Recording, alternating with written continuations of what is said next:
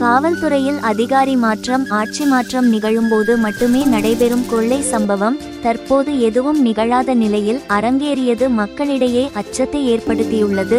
தனியாக வீட்டில் இருந்த முதியவரை கடுமையாக தாக்கி 5 பவுன் நகை கொள்ளை அடித்த சம்பவம் வேடசந்தூர் அருகே உள்ள ஸ்ரீராமபுரம் ஊராட்சி மண்டபம் புதூரை சேர்ந்தவர் சண்முகம் என்பவர் வீட்டில் நிகழ்ந்துள்ளது. இவருக்கு திருமணமாகி 2 மகன்கள் உள்ள நிலையில் ஒரு மகன் சென்னை ரயில்வே துறையிலும் மற்றொரு மகன் திருப்பூரிலும் மளிகை கடை நடத்தி வருகின்றனர்.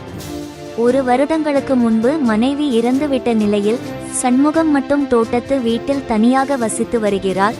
இந்நிலையில் நேற்று இரவு அவரது வீட்டுக்குள் நுழைந்த 6 பேர் கொண்ட மர்ம கும்பல் முகத்தில் மிளகாய் பொடியை தூவி உடைந்த பாட்டில் துகள்களை கொண்டு வந்து எரிந்து அவரை கடுமையாக தாக்கி உள்ளனர். கண்ணாடி பாட்டில் துகள்களை எரிந்ததில் அவருக்கு தலை கழுத்து நெஞ்சு பகுதியில் பலத்த காயம் ஏற்பட்டது.